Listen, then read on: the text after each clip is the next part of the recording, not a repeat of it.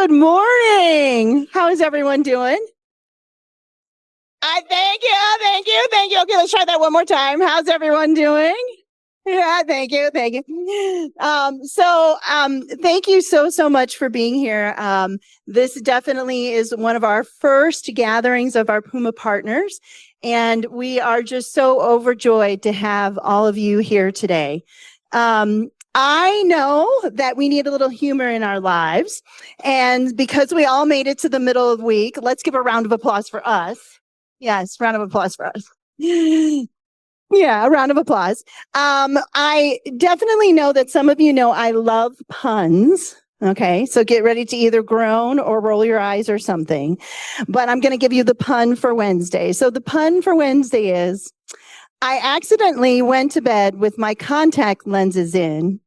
My dreams have never been clearer. Thank you. I know. I'm here the rest of the week. Okay. So it's truly wonderful to see so many of our valued employers, chamber and economic development professionals, advisory board members, elected officials, state agencies, and community partners. Your presence reflects the shared commitment we all hold to advancing education, strengthening our workforce, and building a thriving community. On behalf of ACC, thank you for the many ways you collaborate with us, support our learners, and empower lives through education. This morning, we gather as the Puma community, and I won't make you roar, but we had our all-in service of our staff, and I had everyone roar, do a little roar, but I won't do that. But I do want to tell you a little bit about the Puma.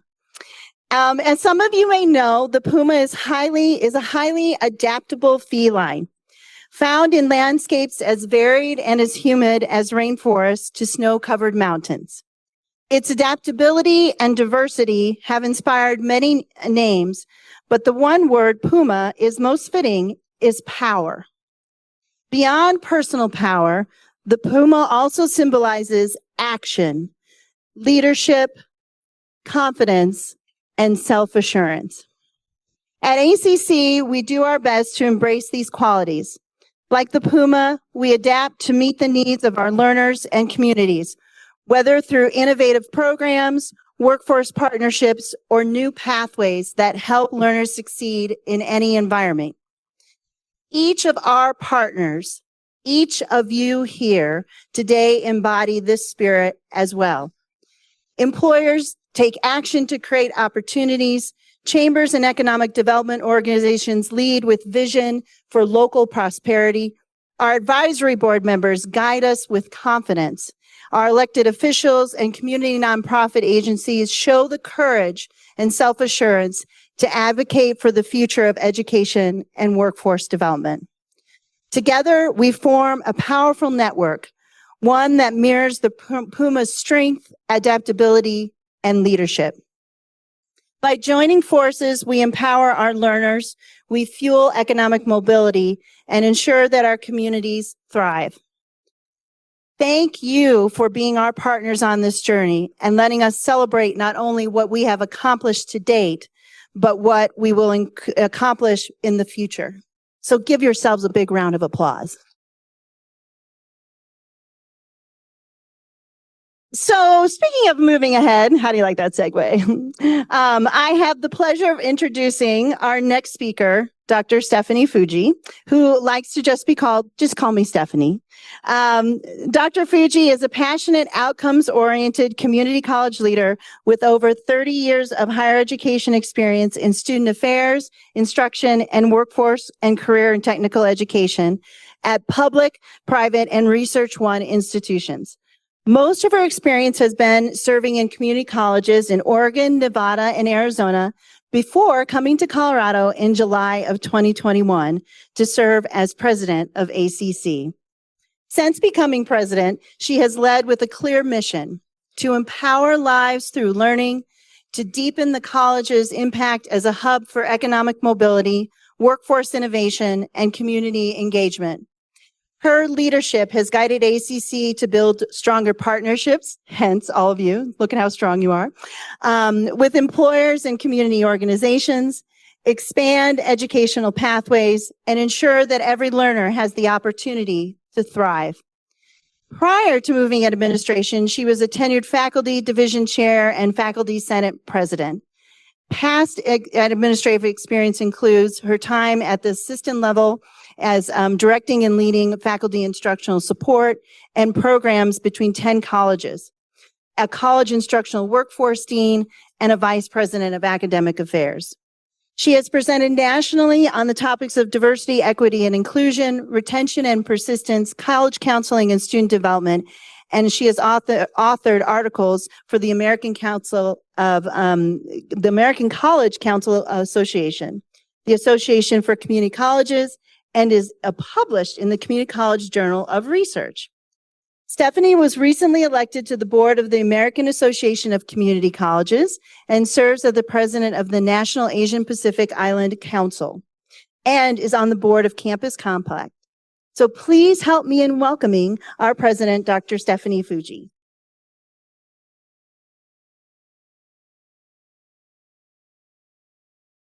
So I just kind of get a giggle about that because I was like, oh, that is way too long of a bio, and thought, oh my goodness, I need to tell short bio.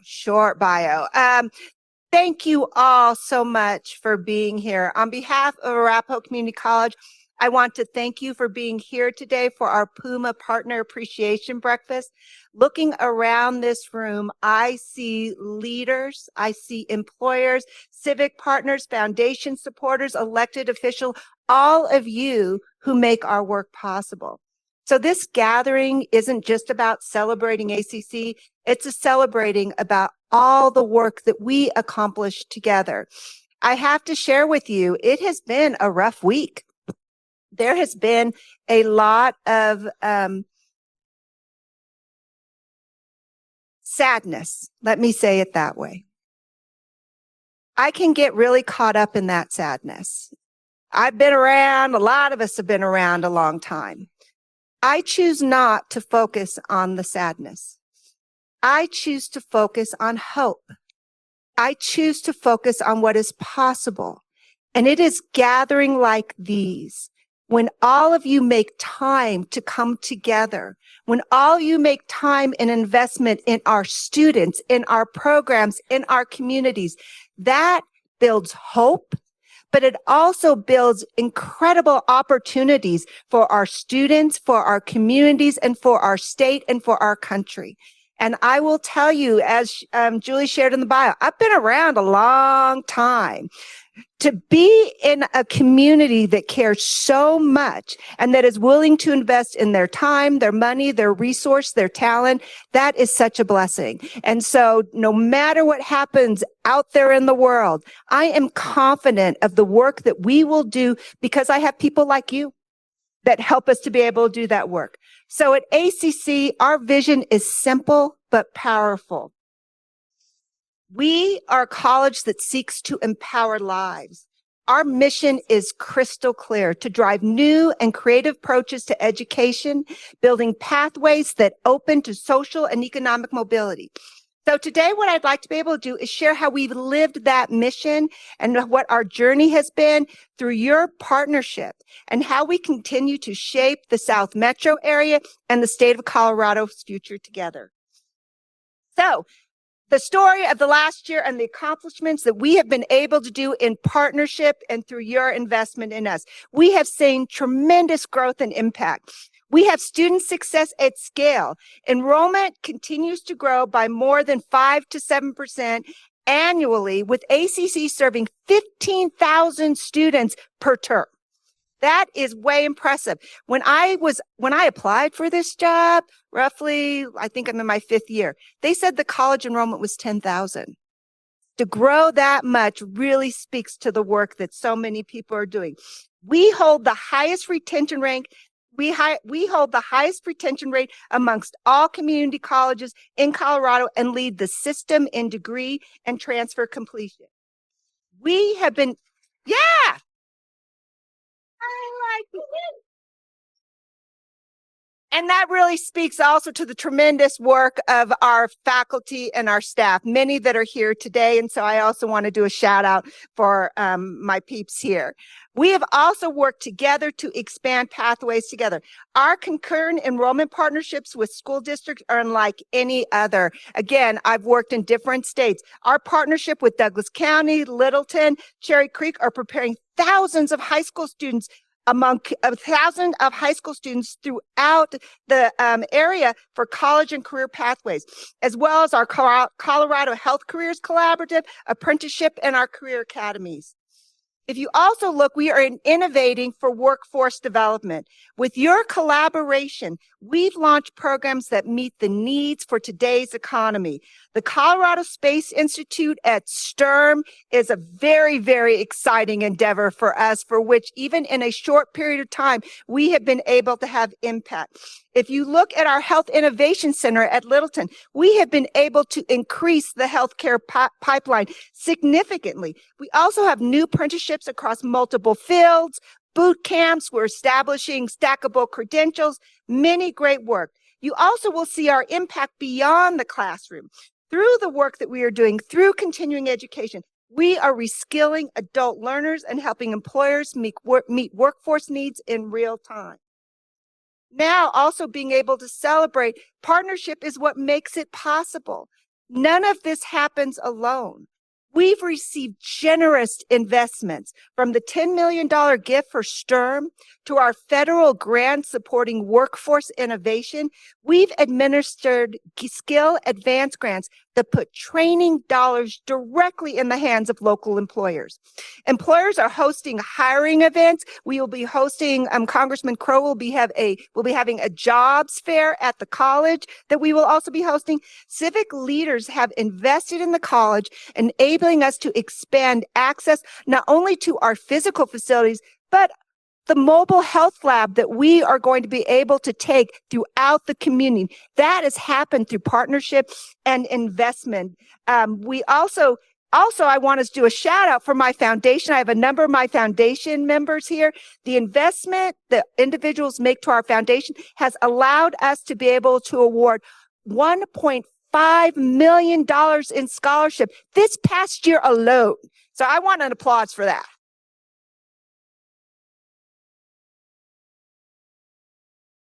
You have helped us create opportunities that lead to careers, that change families, and that strengthen our regional economies. I had the opportunity to attend our scholarship luncheon. If you ever can do that, I would encourage you to do so. While I was at that event, I had an opportunity to meet a young woman. She came to the U.S. as an au pair. She grew up in the slums of Brazil. Listening to this woman's resiliency, I was inspired.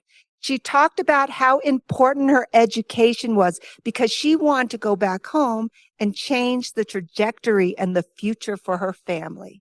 She talked about the support that she got at the college. She also talked about the support from her community, and she talked about building a better future. That is the ways in which you make a difference. And she is only one of our students. And so again, I said we had 15,000. Imagine the difference that you're making all throughout that. So the impact is significant. So I want to say thank you to all of you from the deepest parts of my heart, from the bottom of my toes to the tip of my head. I cannot express more appreciation and gratitude for your investment in our college. You have allowed us to exceed national benchmarks for student success. You are changing lives, and you are changing the trajectory of community college education, not only for our community, for the state of Colorado, but I would also say nationally. So looking ahead, we can't stop there. I make my folks here a little crazy because I get all excited and they're like, slow down, slow down. I'm trying really hard to slow down, but I can't. We have tremendous things happening. So the challenges facing our community are significant. We know about budgets. We know about workforce challenges. We have rapid technological changes. And also we have inequities in access and training. All of these things we can overcome, but it must be all of us working together side by side. What I have before you is our new strategic plan for transformation for 2025 to 2030. It lays out bold imperatives for our college, and it's 5 years. 5 years is what we're looking to be able to accomplish. But this strategic plan was done by our college. I did not have to bring in a consultant. I did not have to come in and tell the college. I asked the college, share with us about the work that you're doing and how you want to transform our work to really make social and economic impact for our community. And this is what our college talked about. Our college talked about they want to measure success through outcomes that matter: graduation, transfer, job placement. Our college wants to deepen community-driven workforce collaborations, accelerate innovation and program design, to expand solution-focused education that meet learners where they're at. Earlier, I shared with you about our mission. This work happens through collaboration. This work happens through partnership, and that's why you are an integral part of this. These goals must be reached together. When we align our resources, when we avoid duplicating efforts, when we share a commitment to building the talent pipeline, we create more opportunities for learners, for employers, and for our regional prosperity. So in closing, I would like to say that we are here to celebrate. Oops, I went too far. I got all excited. Let me go down. I do know how to use PowerPoint, especially since I have great pictures here.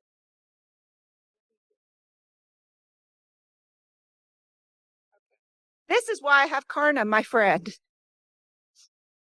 Like many of you, what I've learned throughout the year is I hire really smart people.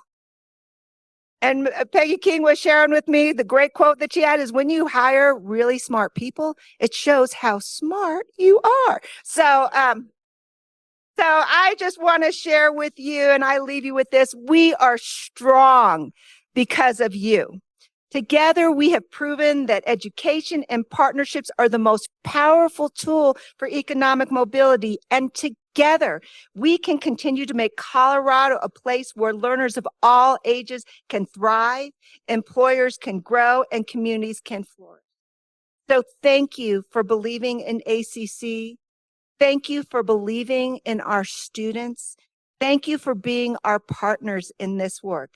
The state of our college is very, very strong. And with you, the future is bright. So thank you for your help and your investment.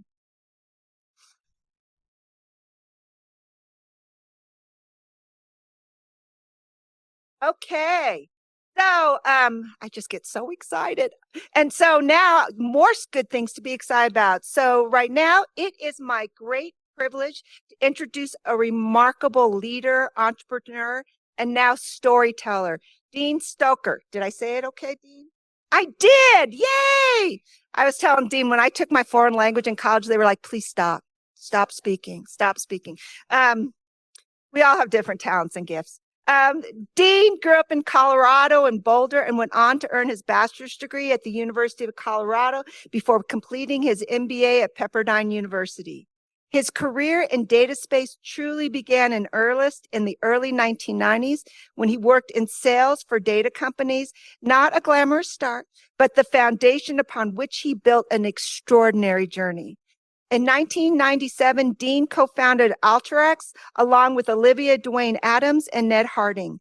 At that time, data analytics wasn't nearly as broadly accessible as it is today, and certainly not known for the self-service models that Alteryx would later pioneer. Over more than 2 decades, Dean led Alteryx through growth, innovation, and eventually taking the company public in 2017. Under his leadership, Alteryx transformed from a modest startup into a multi-billion-dollar enterprise, helping organizations all over the world unlock insight from their data. In 2020, Dean stepped down as CEO to focus on other passions, but he continues to serve as executive chairman of the board. Since then, he has committed much of his energy to mentoring entrepreneurs, philanthropy, and initiatives that blend business with purpose. Most importantly, Dean has moved into the world of film. He is the executive producer of the upcoming feature, The Man Who Changed the World, a biographical film about his parents and how their lives were shaped by innovation, resilience, and a spirit of entrepreneurial creativity. The film seeks not only to tell a personal story, but to inspire others by highlighting themes of persistence, family, and the courage to pursue vision in the face of challenges. Dean Stoecker embodies a rare combination of visionary leadership, technical insight, and deep human empathy, something that I think is so very, very important in our world. He has shown us how data can drive decisions, but more importantly, how those decisions can serve people, communities, and meaning. Please join me in welcoming Dean to the stage.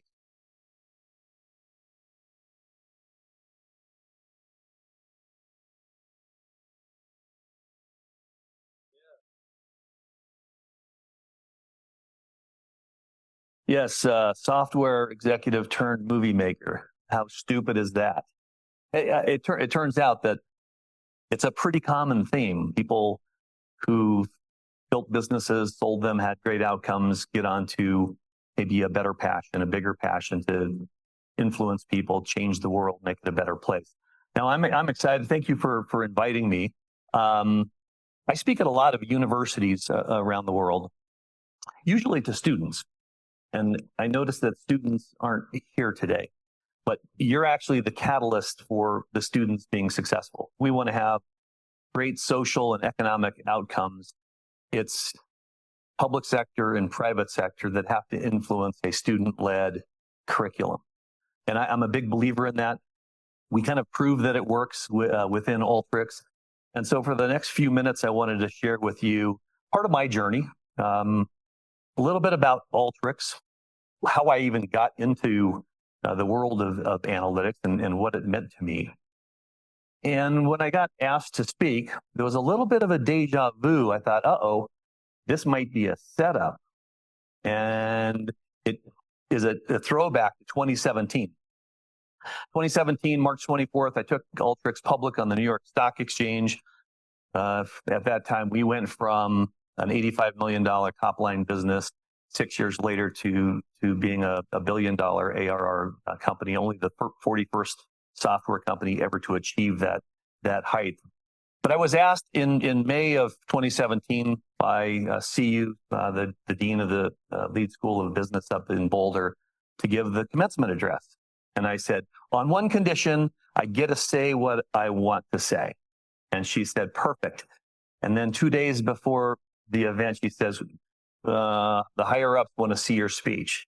And so I said, okay, but you told me I could say anything I wanted to say. And she said, well, there might be some edits. And of course, the whole thing was changed.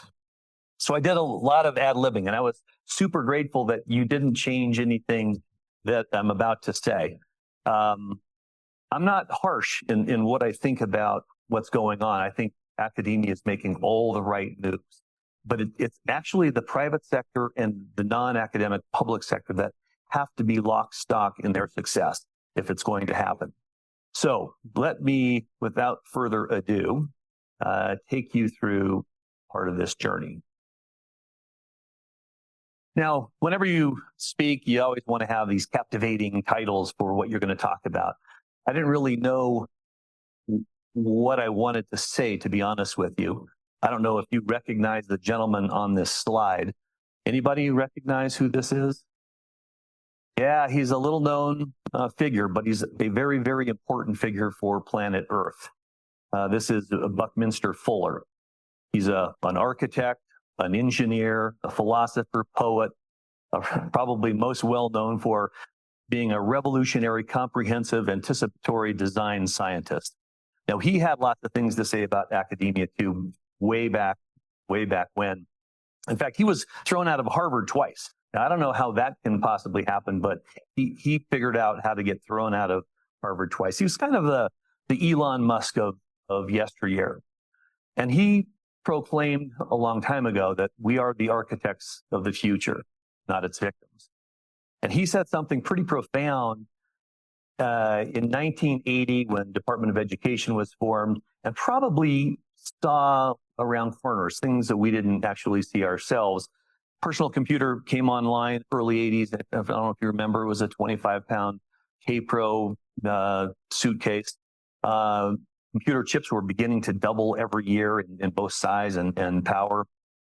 And he came out in 1980 and said, you never change things by fighting the existing reality. To change something, you have to build a new model that makes the existing model obsolete. Now, I think he was not talking about just systems that run the world. I think he was talking about academia based on the timing of that. And I think today he's right. And I think what we're seeing at ACC, they're beginning to embrace those kinds of changes that make it very impactful for social and economic change. Now, there's been a lot of change. The speed of that change is becoming faster and faster and faster. I don't know if you recognize this gentleman. You might be able to see his name on the bottom of this book. And this is Clayton Christensen. I think that Clayton Christensen, in 1997, when I started Alteryx, wrote his first book, The Innovator's Dilemma. Any of you business leaders probably have read it or have heard about it. You probably should go read it. He talked about the decision that you have to make to disrupt yourselves. How do you reinvent or reimagine yourselves? And the reason this is important as a business, and I'll argue for academia in general, is that there's been tons of research done over the last couple of decades about the half-life of enterprises around the world. If you started a business in the late 1800s, the half-life was 100 years. So 100 years, you would be out of business if you didn't reimagine yourselves as a different kind of company. Today, if you start a business, that half-life is down to 14 years. We've seen this disruption over and over and over again. We're beginning to see it in academia when we saw the emergence of Coursera or Udacity or DataCamp or all the other organizations who are kind of taking it right to the students. Something we also did at Alteryx. And you know these disruptions are real. I mean, who's the greatest American retailer for 100 years? Sears Roebuck. And they're down to like 6 stores in rural markets. And they had every piece of information about every consumer. On 110 million households back in the day, they knew everything about what you liked, what you bought, where you went, how you shop. And they got completely disintermediated by Amazon, right? They became a failed real estate investment trust. Their properties were worth more than the retail operation that they had built their business on. Anyone remember back in 2005? Wow, it doesn't seem that long ago. Blockbuster Video. Remember wandering around the aisles at Blockbuster Video, and your kids were trying to pick out VHSs or DVDs because they were just starting to make those transitions. At that time in 2005, Blockbuster had 9,000 stores around the world. They had 80,000 employees. And today, there's a couple of dozen employees, and there's one store called the Blockbuster Museum in Bend, Oregon. They had all the data as well. They knew exactly what you liked. And you shopped in all their stores, and the reason you spent an hour there because the 1-hour photo finishing shop was right next door, and they're all gone too. Disruption is real. And if you don't think it's real, you gotta pinch yourself. And I think it's real across government institutions, academic institutions. It's not just businesses where there's a half-life. You know, I think that Boeing should have been SpaceX. I think that Ford should have been Uber, but they missed it by this much. So I took Alteryx public. I'm not really sure why I did it. I think I needed branding more than anything. I was spending probably $30 million a year in marketing, and nobody knew what self-service data science and analytics was all about. By the way, any Alteryx users here? I'm kind of surprised. Usually there's a whole bunch of Alteryx users, considering there's over 1 million users and 10,000 companies around the world that use the product. But we did exactly that. We disrupted ourselves actually 16 years in. And it's a good thing we rethought our business model.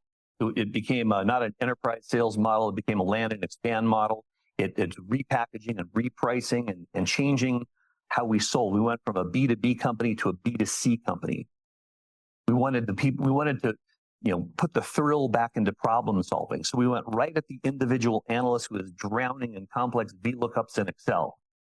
And this is a platform that, genius or a fool, I decided to make it a very horizontal platform rather than being a price optimization piece of software or a supply chain management piece of software or any of the other point solutions that are out there. I said I want to do a horizontal solution so that we can change the world, and we did. With the same platform that's used by banks to do derivatives modeling is the platform that's used by the automotive industry to streamline manufacturing. It's used by airlines to hedge fuel. It's used by the Green Bay Packers to do on-field player analytics. It's used by McLaren to do everything that's happening with sensors in the car. It's used for almost every imaginable use case because we figured out a way to make drag and drop, click and run simple, to turn every worker into a discoverer of marginal profitability for the enterprise. And that thrill of solving changed the world for us. It allowed people to come to us without having a data science background. And we saw job mobility just take off around the globe. So going public was interesting. Kind of a weird experience, to be honest with you. I'm standing on the podium at the New York Stock Exchange here. Next to me is John Tuttle from NYSE, and he bumps me and he says, "Dean, when the clock hits 12, I want you to push this button." And I said, "No, John, I'm ringing the bell." And he said, "There is no bell. It's a button." And I thought, really? All this work and it's just a doorbell? And it was. But what was interesting is that in the succeeding 6 years, we went from a very small number of customers to more than 10,000 worldwide. We went to 1 million users in 102 countries, 7 different languages, in every functional use case, in every industry, everywhere on earth. And we were finding the discoverers. We were finding the people who were curious and creative, and they weren't going to take no for an answer. We gave them a platform. Well, the most important thing in my career was a conversation I had with a gentleman named Patrick Emanuel, who is a data analyst for TBC, Tire and Battery Corporation of America in Atlanta, Georgia. And I'm with him, and I said, you're really excited about this product. Why do you like it so much? He said, "Dean, I love Alteryx because it rewards me for the way I think. And there was nothing more powerful than that. And if we somehow figure out how to put education in the thoughts and the way students think, we're going to have much, much bigger outcomes. We have to meet the students where they're at." And I'll share some daunting statistics on how some of those changes have now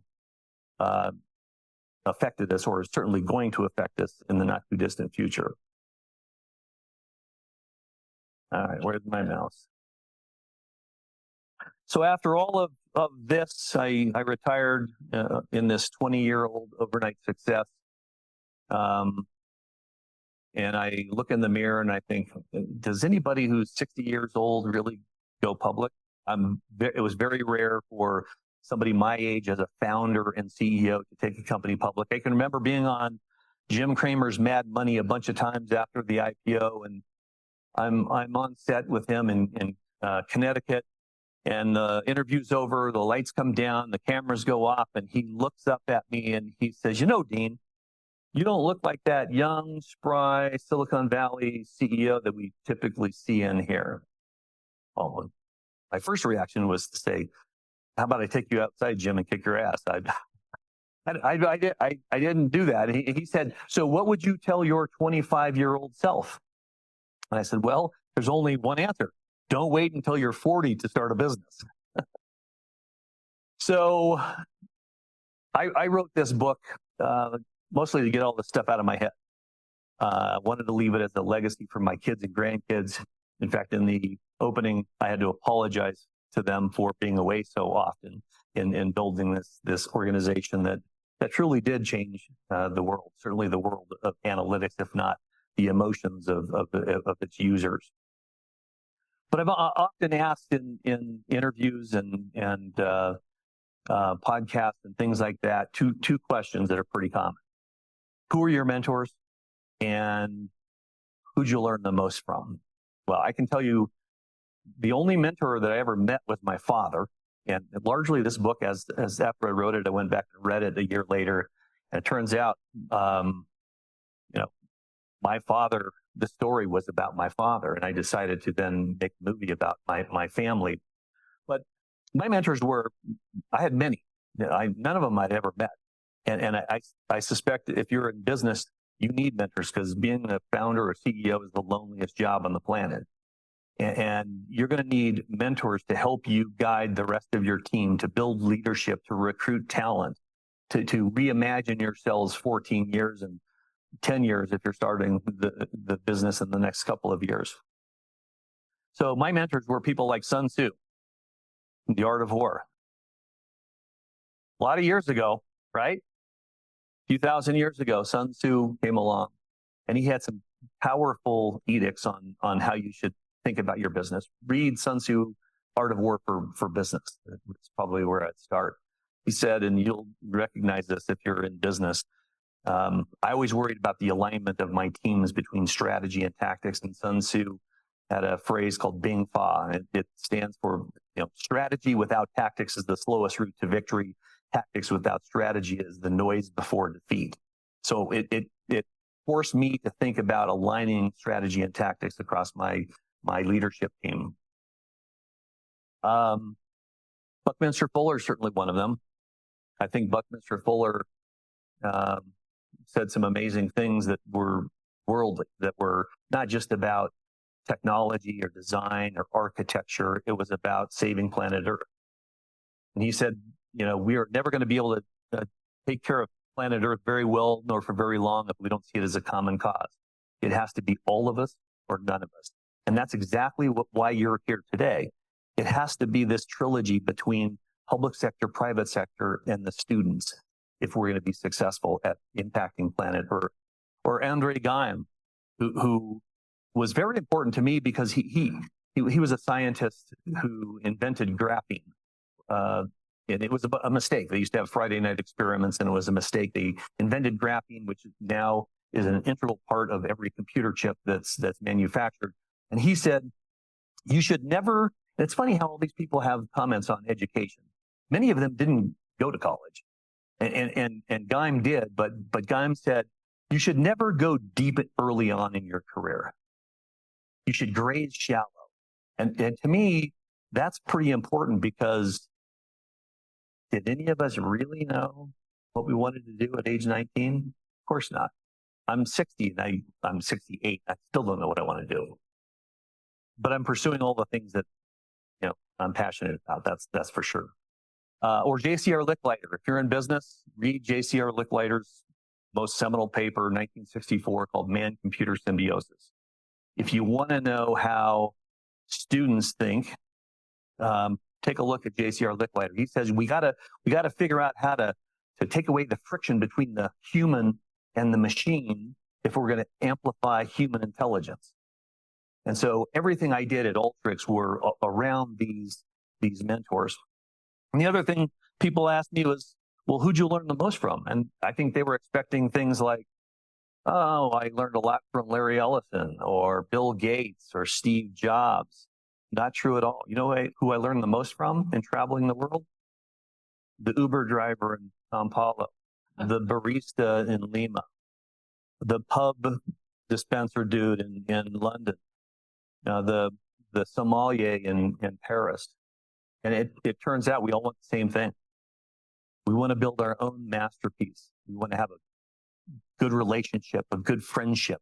We want to have a great family, a great career, and in my case, lucky enough for me, a great business. And so what I learned pretty early on is that it's not just about making money. It's about figuring out how people think and how people work in order to change societal issues.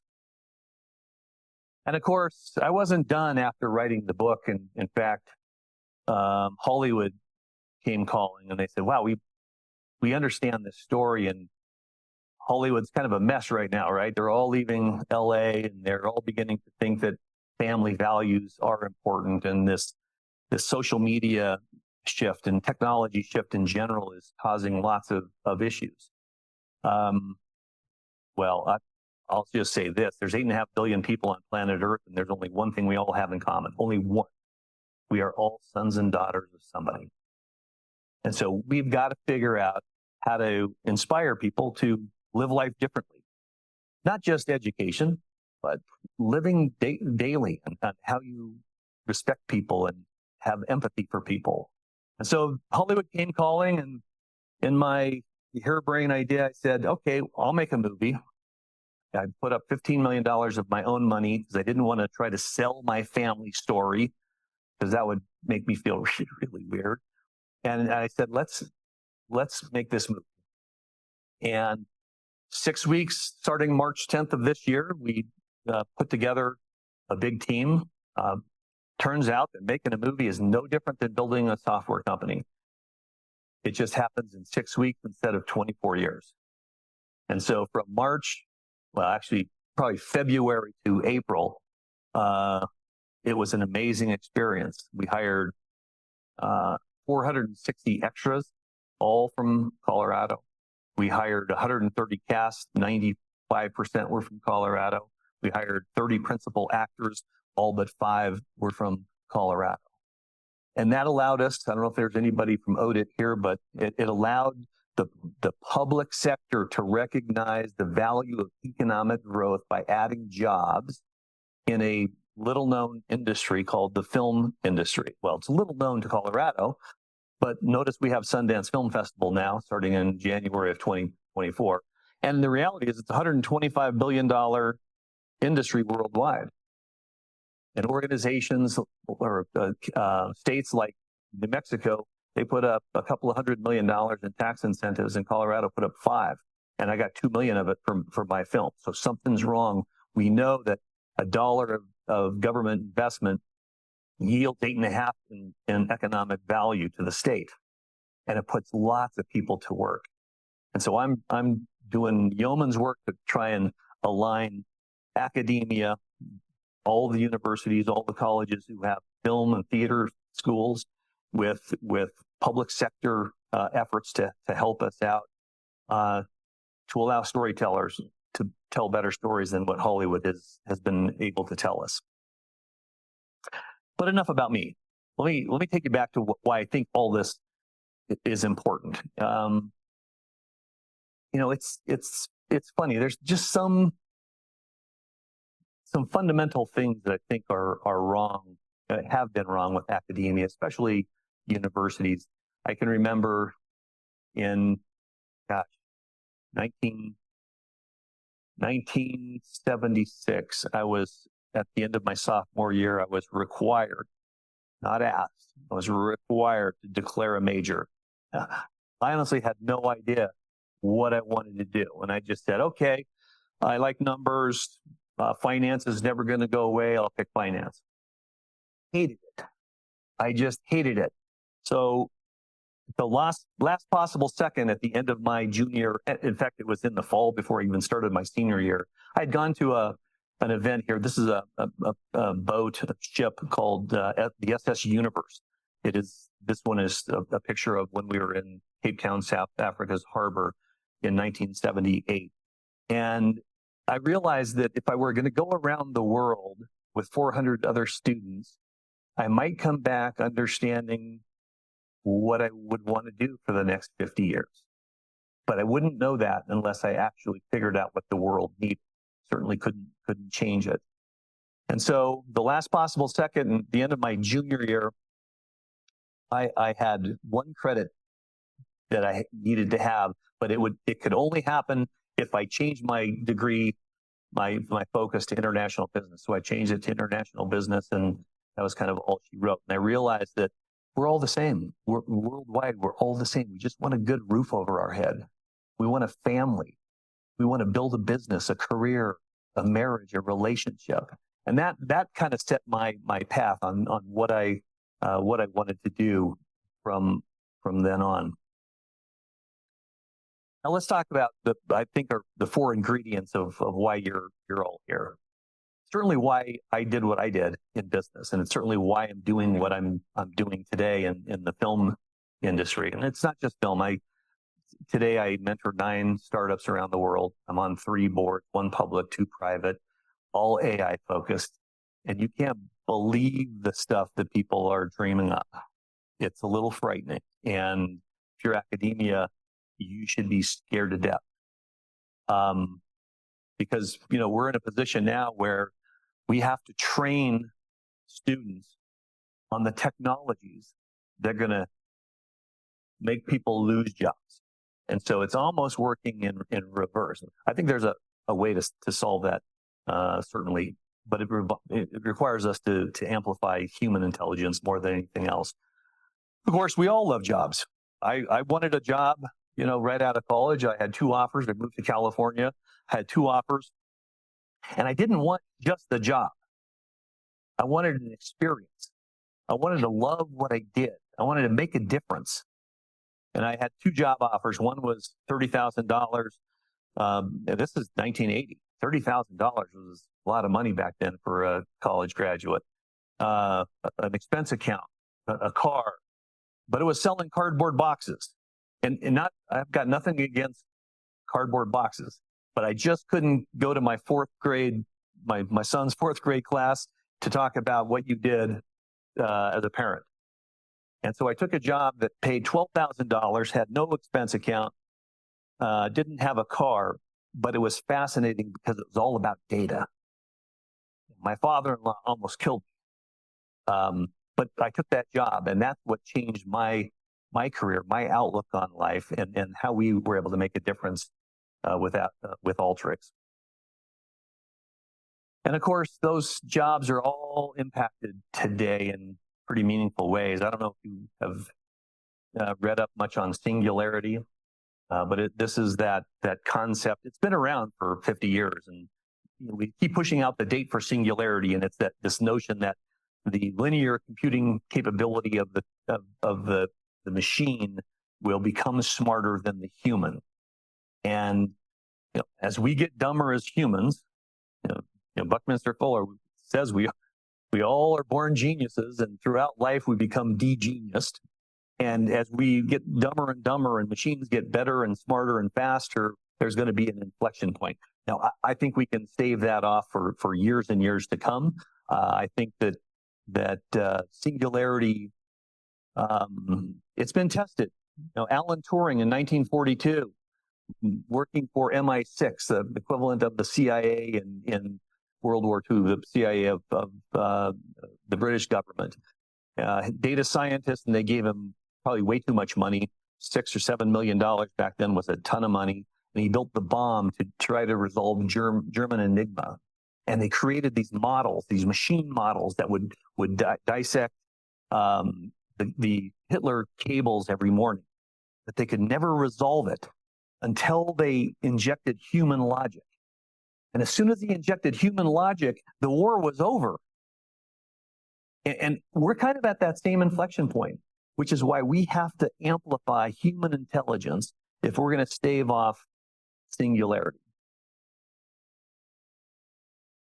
Let's talk about the other ingredient, talent. Aren't they cute? They're cute. And then they grow up to be college students. It's frightening. It's really frightening. Yeah, we become de-geniused over time. And part of that, I think, just the evolution of how people work, how people leverage technology. And during my lifetime, I witnessed big technological shifts. You might not think of them as big today, but then from black and white TV to color TV. We went from the rotary phone to the push button phone to mobile phones. And my first mobile phone wasn't much smaller than that K-Pro steel case computer back then. And then we get to smartphones, and today's smartphone has twice the computing power, probably 5 times the computing power that was required to send, our astronauts to the moon. So magnificent changes in speed. And this is why the half-life of enterprises and institutions and academia is being impacted by this technological shift. And it's just getting faster and faster. We're now facing AI in significant ways. Now, I love AI. I've written many articles in Forbes magazine about AI's influence, and I don't want my heart surgeon to leverage AI.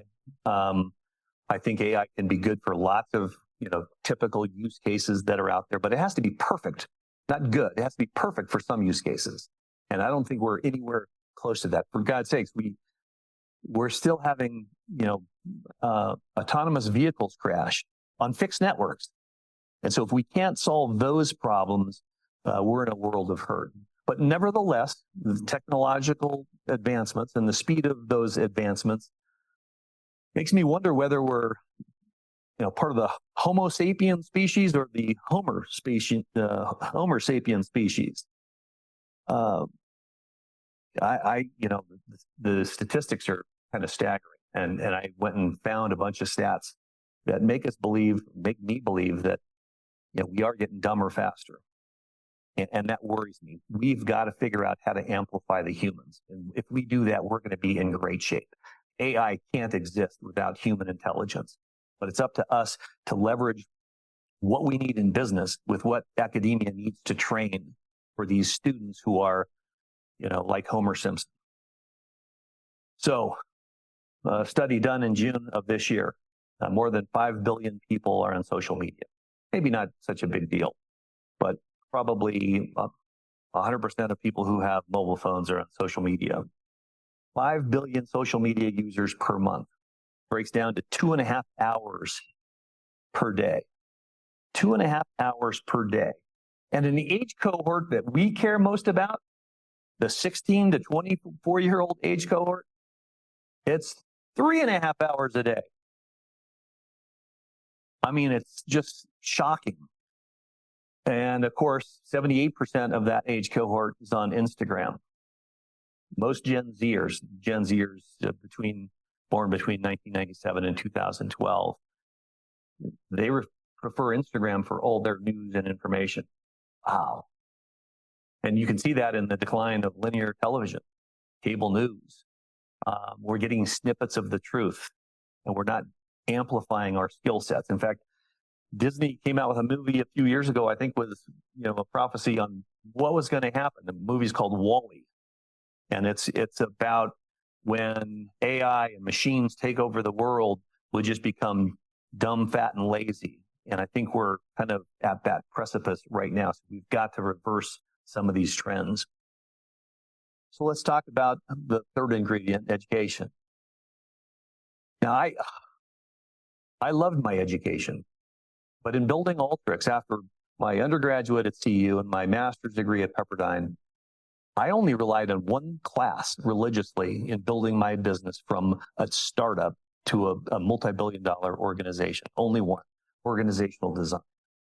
Because I wanted to know, what's it going to have to look like when I get to 100 people or 500 people or 5,000 people? And it's a challenge for sure. But I think the brass tacks are what we have to think about. What does education mean to you? Is it finite or is it infinite? Is it a high school education? Is it 2 years of community college? Is it 4 years, 6 years, 8 years, 12 years? Now, I want my doctor to go to 12 years. I don't want them getting a nano degree on Udacity and brain surgery. Let's put it that way. But the vast majority of these roles don't require that. I'm more in Albert Einstein's camp. Intellectual growth should commence at birth and cease only at death. Part of the reason I do what I do is I learn something every day, something different, something new from people who didn't grow up in my generation, who didn't have who have different technologies that I had when I was their age. And I think it's pretty important of how we have to conduct ourselves. Now, let me give you a couple of examples how it could be different. One example is what I did at Alteryx during COVID. we have a very sophisticated software platform. It's $5,000 a seat. And in March of 20, I think it was March 20th of 20, we went under lockdown and masks were prevalent. 6 feet apart for some reason was the magic number. I don't think there was any analytics used in any of that stuff. And we started a program called ADAPT, Advancing Data and Analytics Potential Together. 30 million workers were furloughed or fired from March 20th till April 30th. 30 million. So we offered a program. We said, well, you know what? We don't need to sell to enterprises, but we do have to amplify skill sets. And so we offered a program that was free of charge. You come and download our software, you use it, you go get through this course. We had to build our own courseware because universities wouldn't do it. We ended up, the way we went from no universities to having 500 universities around the world using our software is we had to write the curriculum for them. And we did it because we cared that much about amplifying skill sets of these workers. So we rolled out this program. In the first 45 days, we had 10,000 students from around the world. People who had just graduated or didn't have a college degree, and they had been furloughed from their day job. And it might have been a grocery clerk. It might have been a sales worker in a car dealership. It could be, well, it was everything. We saw it across the board. 10,000 people enrolled in this program in the first 45 days. 7,000 got credentialed on our platform. And you can see all these credentials on LinkedIn if you go to the LinkedIn profile. And we said, okay, my own foundation, the IRI's Foundation, I said, anyone who's credentialed, if you want to go get a nano degree in business analytics from Udacity, I'll pay your way. We had 700 students in less than 90 days get their nano degrees in business analytics. All pretty interesting and kind of cool, right? We gamified it. It was an immersive experience. But the most important thing is we tracked these folks over time. They're making 7% more than when they were furloughed. So we know what happens when you amplify human intelligence. But this is what we got. I know that we're on the mend. We're fixing lots of things. It's the people in this room that have to do it. It's not administrators who are going to fix this. It's not one of you. Buckminster Fuller was right. It's got to be all of us or none of us. And so I implore you to make sure that you're part of this Puma program. Let the school know what you need. Let them know the kind of workers you have to have. Make sure that you're bringing these workers into your workplace to shadow, to mentor, to follow you around, to figure out, do they even want to be an accountant in the FP&A team? Do they want to be in sales ops or marketing ops? Let them shadow you so that you can figure out what's important. They can figure out what kind of learning they want. Now, there was some studies done also in this June 25 study. It indicated a 4% overall unemployment rate in this country. 4%. It was 4.8% unemployment for recent college graduates who had graduated in the previous year. So unemployment was higher for these workers. And for all college graduates across the board in the workforce, unemployment was 2.7%. So we got a 1.3% improvement on unemployment rate for going to 4 years of college. What did that cost us? $1.81 trillion in student debt. Chump change. 1.81 trillion. 42.5 million Americans hold an average of $39,000 in debt, behind in their payments, most of them, and it takes on average 20 years to repay. We have done a disservice to these generations. And so we've got to change a lot of this around, and it's going to take leadership. Now, if you're building a business, you know that for me, building Alteryx to a multi-billion-dollar company was the hardest part. Was I was always fearful of not having enough leaders. So if you step back and say, okay, IBM's span of control of 7 is the norm, and I don't know if it's 7 or 8 or 9. I mean, at one point I had a senior leadership team, and I had, I think, 13 direct reports, which is probably pretty stupid to do because you water yourself down for sure. But if the span of control is 7 and you have 3,000 people in your company like I did, you need 400 and let's call it up 425 leaders. That's really hard to do. And I think there's a misnomer about leadership today. I think the new generations think leadership is about how many followers you have. Leadership is about how many leaders you create. Of the 9 startups that I mentor around the world, and I have weekly calls every other week, sometimes once a month, 4 of them are ex-Alteryx employees. And I used to do every onboarding session with Alteryx employees, and I said, you know what? While you are here, I'm going to make sure that you're the best that you can be for us. But I know you're only going to be here. Remember, I said the average person has 12 jobs in their career looking for something better. So I know you're not going to be here forever. But I want to make sure that when you go to the next job, that you can point back to say, I learned all this stuff from Alteryx. And so our job as business people is to create leaders. As academicians, our job is to create leaders from the students so they understand that we're all equal. We have a chance to change the world, but that requires leadership. And just for shits and giggles, excuse me, I just thought it would be interesting to see what kind of followers exist out there. Well, I didn't realize this. I guess it's pretty typical of what you would expect. Cristiano Ronaldo, he has almost 1 billion followers. Selena Gomez, 700 million. Justin Bieber, 600 million. Taylor Swift, 500 million. President of the United States, only 150 million. The CEOs of Microsoft, Apple, Google, Meta only have 15 million followers each. I mean, it's just shocking what's going on. There's a woman called Magadou Ladou or something like this. She has 20 million followers and she's nothing but an avatar. And so what have we devolved to? So we've got to stem this tide. We've got to amplify human intelligence to thwart the efforts of singularity. So yes, we're broken. A meta-analysis of studies from 1939 to 2022 found that the average IQ of undergraduate students has dropped from 119 in 1939 when they started really tracking this to in 2022 an average IQ of 102. Maybe it's the democratization of education, bringing more people in that's bringing the averages down, or maybe it's just we're getting dumber. Maybe we're getting dumber because we've let the students down. And it's evident that you're here because you don't want that to happen. And so I applaud you and ACC for all of the efforts. But, 56% of the people who work don't even rely on their college education. They don't even need that degree for the job that they have.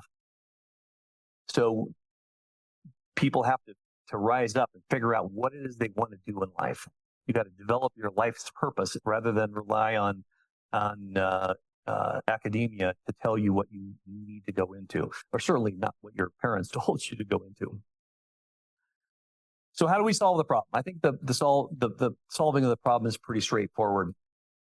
If you're in business, maybe in education and government, I think I used to believe that all of the problems in business could be solved with a Boston Consulting Group matrix of 2x2. Every problem that ever came up was a 2x2 matrix, and it was very helpful. An allocation of resources and how you hire and how you terminate and strategic plans and tactical execution. Everything was defined by a simple 2x2. It was simple to understand for the entire team. But I've resorted now to a triangle. Why Buckminster Fuller was most known for the creation of the geodesic dome, made out of nothing but triangles. And the reason is it is most durable, the lightest weight, the strongest structure in the world. And so I'm going to use Bucky's firm of ephemeralization. And the dome and the triangle are classic examples of ephemeralization. We have to learn how to do more and more with less and less until we can absolutely do everything with nothing. And so we need to have that sort of mantra in our thinking about how we transform student bodies of the future. So I'm going to use that triangle to tell you what I think needs to be done. You're already illustrating what needs to be done. I think it's a simple problem to identify. It is a very hard problem to resolve. First and foremost, we've got to make all of our programs, how you train people in your workforce, how you train people in school. We need to make it a student-centric program. It's got to be technology-led. I'll tell you a little story. 2018, I get a call from the head of the Big Data Club at Harvard University. And because I've been trying to get in touch with all the statistics professors at Harvard for a long time and didn't want to have anything to do with Dean at Alteryx. And I get a call from the president of the Big Data Club. And I'm like, why are you calling? He says, well, I want to have 400 seats of Alteryx for my club. I said, well, how do you guys work? He said, well, it's immersive. We get together on Friday nights and we have, whiskey and analytics events, and everyone gets together and we want to use your software and we want to solve world's problems. And I said, all in. I'll do it. I said, why though? I said, you guys spend $100,000 a year on tuition.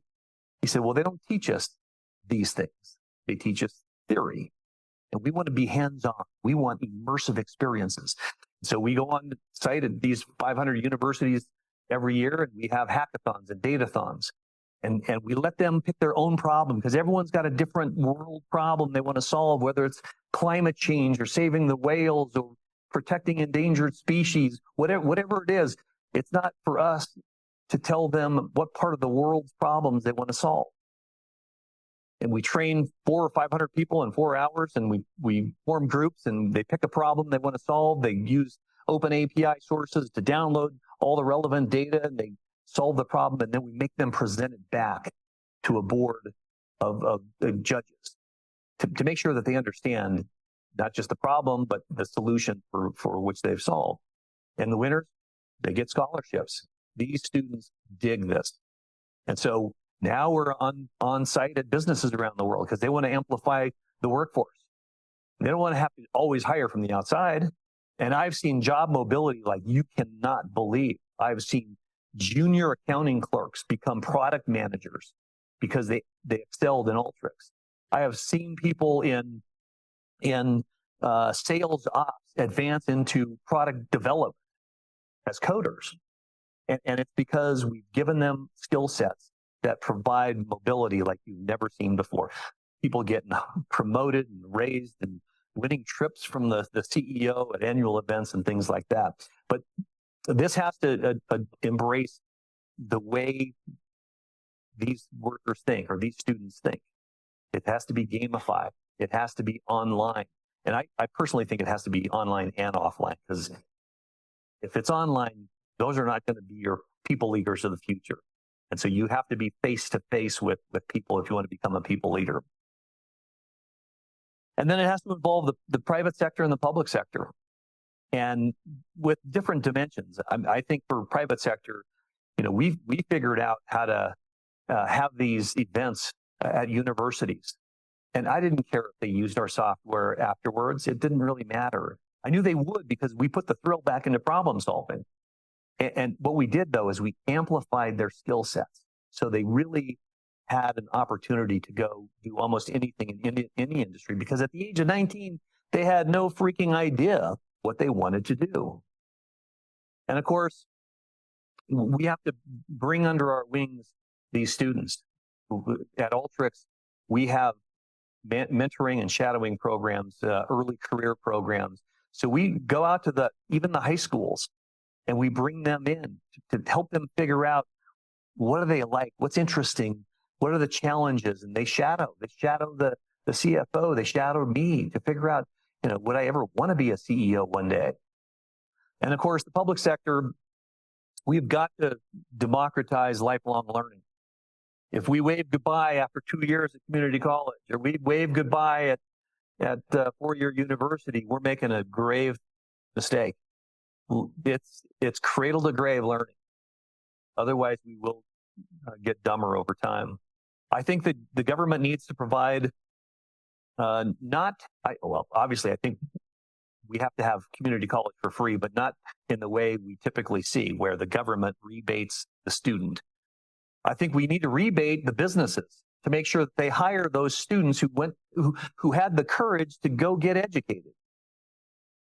And we did that. We did that at Branch Productions. And so we went, and all of our table reads for our film all came from students at CU who were in the film school. And they're in film school and they have no idea what filmmaking is all about. And all of a sudden they're reading a script of the biggest film in Colorado history. And you could see the immersive experience that these people had.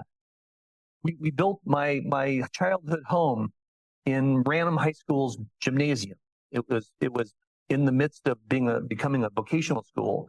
And I went to them and I said, can I have the school, my production? And they said, yeah, as long as you teach our students. We held all kinds of training sessions for film students in the Westminster School District. And it was absolutely amazing to see what would happen. So I went to Governor Polis and I said, I don't want any money. We don't always have to ask government for money. I said, do me a favor. We're going to make more films in Colorado, especially post Sundance. We have to have sets, studios, where people can build things. I said, you got any empty schools? He said, yeah, we had a bunch. Any other, DOT empty buildings? He said, yeah, we got a bunch of those too. I said, why don't you give those to me?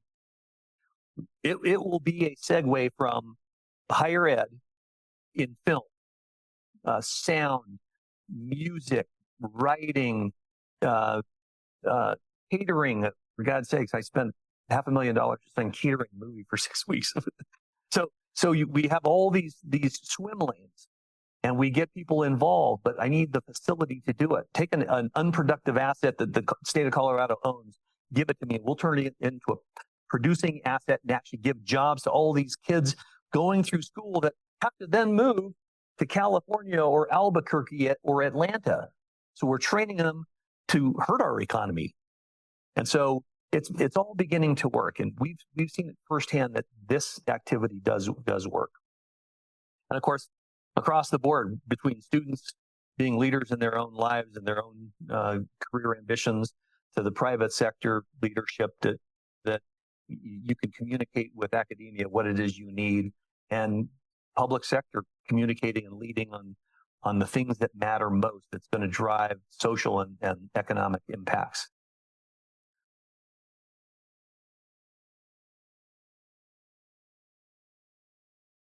So in my office from 1997, about 2 weeks after I opened my first office, it was no bigger than this stage.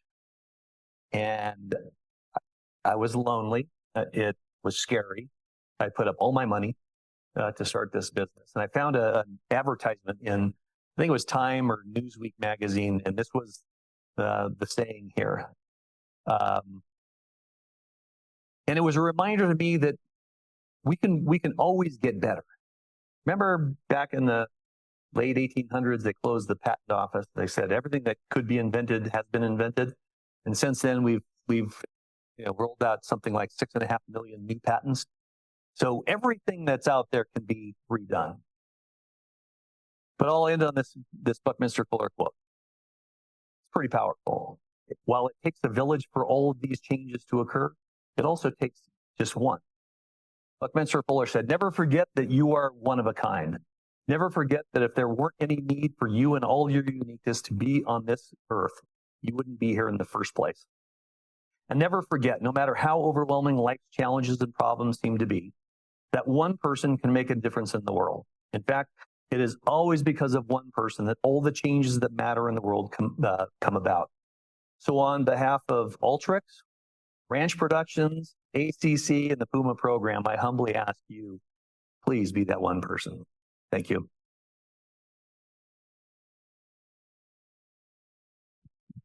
Thank you, Dean.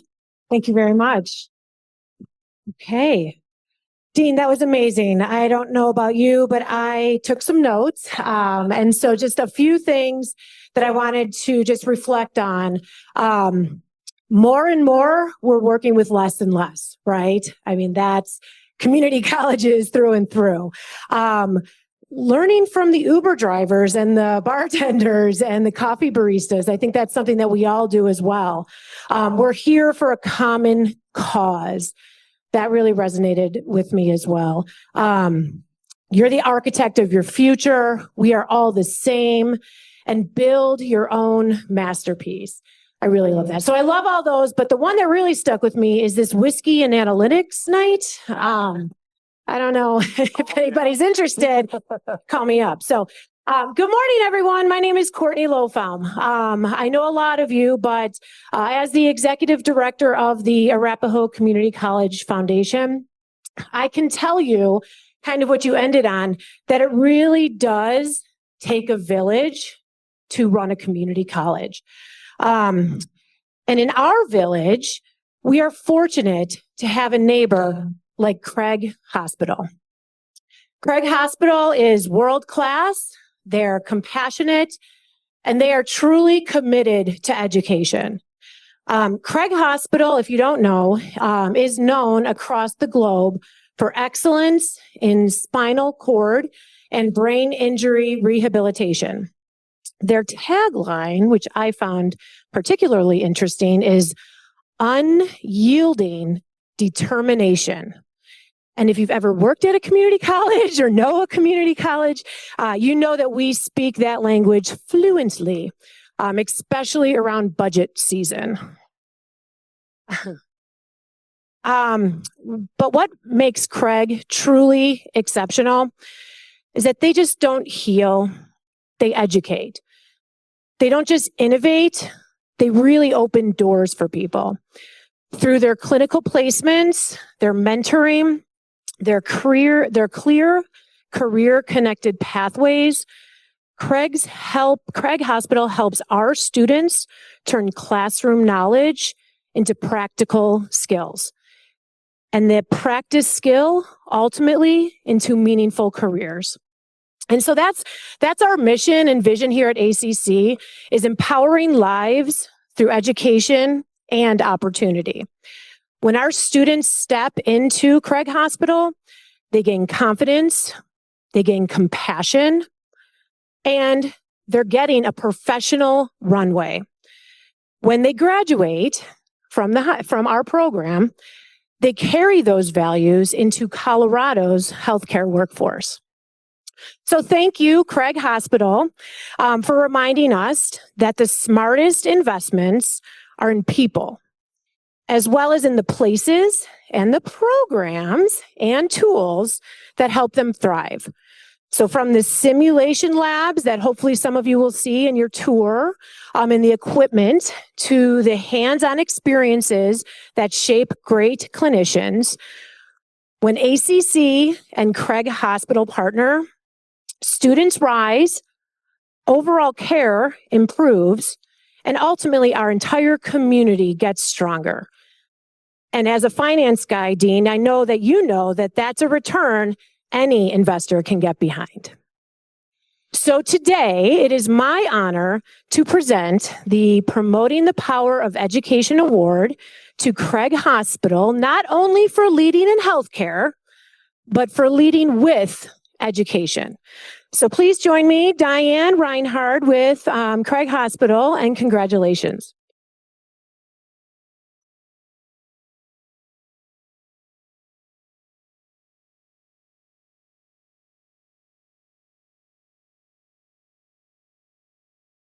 Good morning.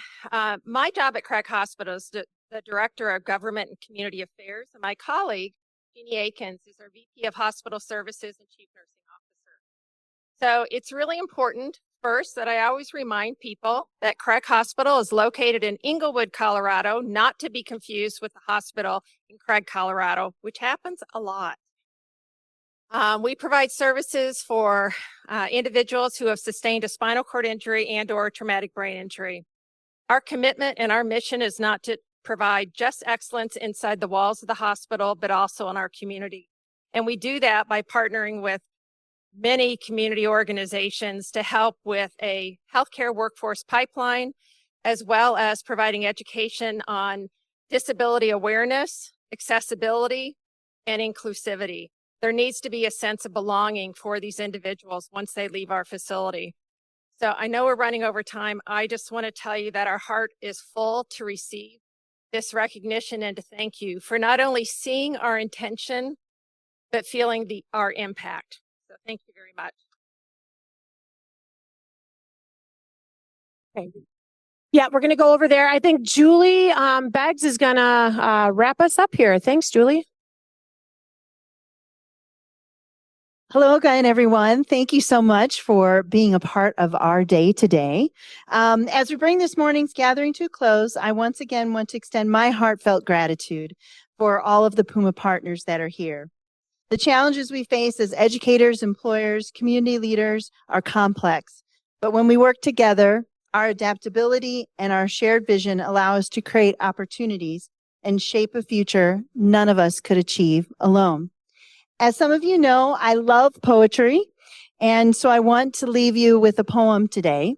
But before I read that poem, I have to tell you that as you exit this fabulous door over here, you're going to receive a goodie bag that has some hot sauce, very fun, that has some chocolate, and a Puma pin. And we hope that you wear that with pride when you're out and about, and especially when you come to our campus. Also, there is a little ribbon on one of the chairs at your table. So as you're getting up, look for that little ribbon because you get to take home the centerpiece. Yeah, you know it. We did it old wedding style. Yeah. So if you have it, you get to take it home. And if you did win, then and you don't want the flower, we'll happily donate that to someone. So this poem is about working together, and it was written for the Boeing company as they were beginning to think about and launch a new airplane. And it is written by David White, but I think it epitomizes what we do together. It's called Working Together. We shape ourselves to fit this world, and by the world are shaped again. The visible and the invisible working together in common cause to produce the miraculous.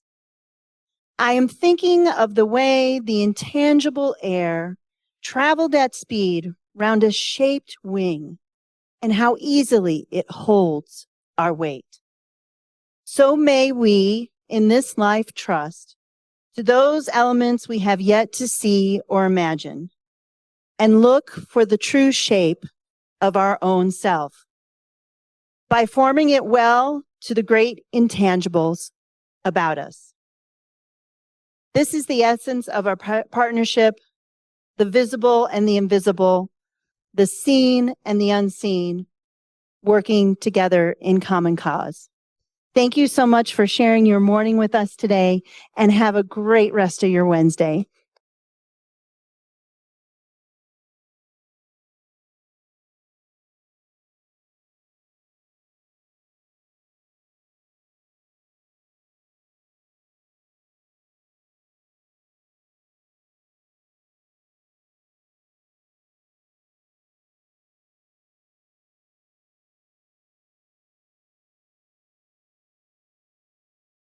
There are tours available. If you head outside, there will be people who will have tours. So as they're going out loud. Yeah. So you can do tours of the mobile lab, and then Carrie can do tours of the annex. And then we also have tours of the gallery. So they'll be out in the hallway.